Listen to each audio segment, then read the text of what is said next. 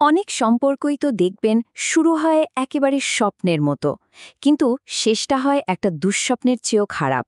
এর পেছনে থাকতে পারে এমন এক ধরনের ব্যক্তিত্ব যা চুম্বকের মতো আকর্ষণ করে, কিন্তু আসলে ভেতরটা বিশ্বের মতো ধ্বংসাত্মক।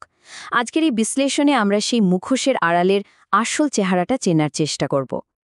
আচ্ছা, কখনো কি এমনটা হয়েছে যে কারো সাথে পরিচয় হলো আর তার ওবায়ানি, তার আকর্ষণে আপনি মুগ্ধ, কিন্তু যখন সে জীবন থেকে চলে গেল পেছনে শুধু রেখে গেল একরাশ বিশৃঙ্খলা আর ভাঙাছোড়া? এই অভিজ্ঞতাটা কিন্তু অনেকের কাছে খুব চেনা, কারণ জীবনে এমন মানুষের দেখা মিলেই যারা প্রথম দেখায় নিখুঁত মনে হলেও আসলে তা নয়। এই যে ধাঁধাটা, এর উত্তরটা কিন্তু লুকিয়ে আছে মনোবিজ্ঞানের একটা ধারণার ভেতরে, যেটাকে বলা হয় ডার্ক ট্রায়াড। মানে এটা হলো তিনটে অন্ধকার বৈশিষ্ট্যের একটা, বলা যায়, বিষাক্ত ককটেল।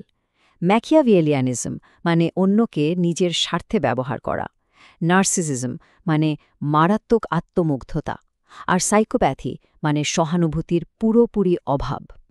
এই তিনটা মিলে এমন এক ব্যক্তিত্ব তৈরি হয় যে ভালোবাসার অভিনয় করে শুধু নিজের কাজটা হাসিল করার জন্য। চলুন এই বিপজ্জনক খেলাটা আরও কাছ থেকে দেখা যাক। তো চলুন এই যে আকর্ষণীয় শিকারী, এদের মুখোশটা এবার একটু একটু করে খোলা যাক। আমরা এখন এমন 5টা বৈশিষ্ট্য দেখব যা সম্পর্কের মধ্যে ওদের আসল রূপটা একেবারে স্পষ্ট করে দেয়। সবার আগে যে জিনিসটা চোখে পড়বে তা হলো এদের সাংঘাতিক আত্মবিশ্বাস আর চার্ম। মানে প্রথম দেখাতেই এদের আকর্ষণ এড়ানোটা এক কথায় অসম্ভব। এরা খুব ভালো করে জানে কিভাবে মানুষের মন জয় করতে হয়। ব্যাপারটা হলো, ওদের এই আত্মবিশ্বাসটা আসলে কোনো ভালো গুণ না, এটা বরং একটা অস্ত্র। ওরা ঠিক ধরে ফেলে যে আপনি কি শুনতে চান, আর ঠিক সেটাই আপনাকে বলে। বিশেষ করে যারা খুব সহজে প্রেমে পড়েন, যাদেরকে মনোবিজ্ঞানের ভাষায় ইমোফিলিয়া বলা হয়, তারা এদের সহজ শিকার হয়ে যান, কারণ ওরা তো মনের কথাগুলোই শোনাবে, তাই না? দ্বিতীয় যে ব্যাপারটা খুব চোখে পড়ার মতো, সেটা হলো এরা সবসময় ছোট ছোট স্বল্পমেয়াদী সম্পর্কই বেশি পছন্দ করে। লম্বা সম্পর্কে জড়ানোতে এদের কোনো আগ্রহই নেই। এর মানেটা কি? মানে হলো, লম্বা সময়ের কোনো কমিটমেন্টের চেয়ে ওদের আগ্রহটা বেশি থাকে ক্ষণিকের উত্তেজনায়। ওদের কাছে সম্পর্কটা অনেকটা খেলার মতো, আর বিশ্বস্ততা, ওটা ওদের ডিকশনারিতেই নেই। তাই ওদের সম্পর্কে প্রতারণাটা কোনো দুর্ঘটনা নয়, বরং প্রায় নিশ্চিত একটা ঘটনা। 3 নম্বর বৈশিষ্ট্যটা হলো, এরা নিজেদেরকে বাইরের দিক থেকে অসম্ভব আকর্ষণীয় করে তোলে। মানে এদের হাঁটা চলা, কথাবার্তা সবকিছুই যেন মাপা। এখানে একটা জিনিস বুঝতে হবে, এটা কিন্তু কোনো স্বাভাবিক আকর্ষণ নয়, এটা পুরোটাই একটা ক্যালকুলেট করা কৌশল। ওরা ওদের বাইরের চাকচিক্যকে একটা টোপের মতো ব্যবহার করে যাতে অন্যেরা প্রেমে পড়ে যায়, কিন্তু ওদের ভেতরে সেখানে কোনো অনুভূতিই থাকে না, একদম শূন্য। এই একতরফা আকর্ষণ তৈরির চেষ্টা আসলে ওদের ভেতরের শূন্যতা ঢাকার একটা উপায় মাত্র। 4 নম্বরটা বেশ ইন্টারেস্টিং। এরা নিজেদের সাফল্য, নিজেদের স্টেটাস, এগুলো সবসময় ফুলিয়ে ফাঁপিয়ে বলে। ওরা নিজেদের জীবনের গল্পটা এমনভাবে সাজিয়ে গুছিয়ে বলবে যা বাস্তবের থেকে অনেক বেশি রঙিন। নিজেদেরকে যতটা ধনী বা সফল দেখায়, আসলে তার কিছুই না। সোজা বাংলায় বললে, এরা এক ধরনের কন আর্টিস্ট, যারা একটা মিথ্যার দুনিয়া তৈরি করে মন জয় করতে চায়। আর সবশেষ 5 নম্বরটা, আর এটাই হয়তো সবচেয়ে কষ্টদায়ক। এদের সাথে সম্পর্কের শেষটা সবসময় খুব খারাপ হয়।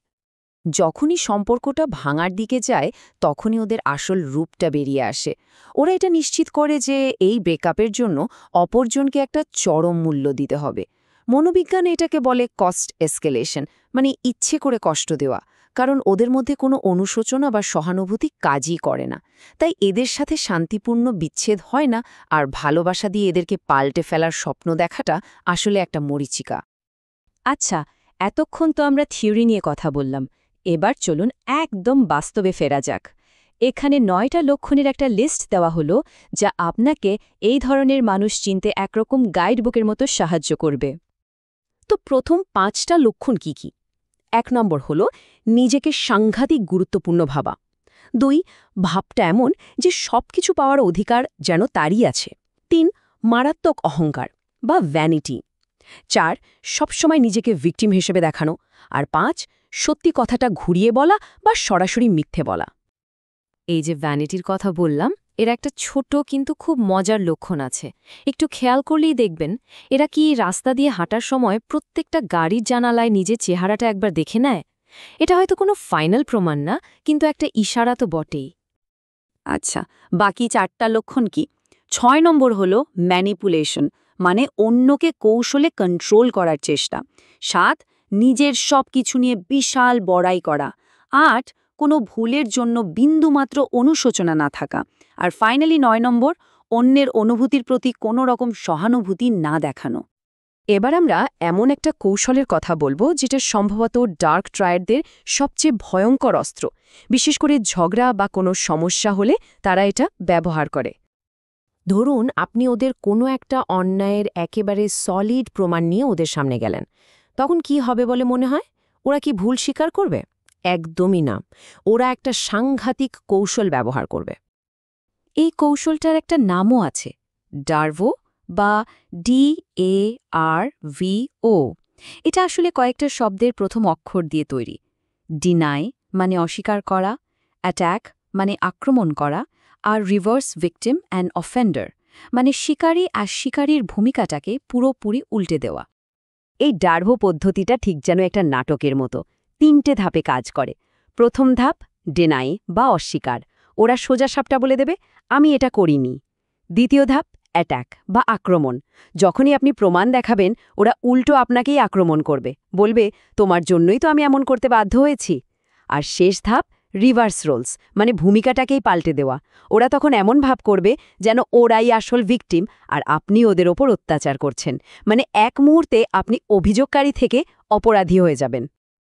আচ্ছা, অনেক তো সমস্যার কথা হলো, এবার একটু সমাধানের দিকে তাকানো যাক, তাই না? এই ডার্ক ট্রায়াডের উল্টো দিকেও তো কিছু একটা আছে, তাই তো? হ্যাঁ, আছে। আর সেটাকে বলা হয় লাইট ট্রায়াড।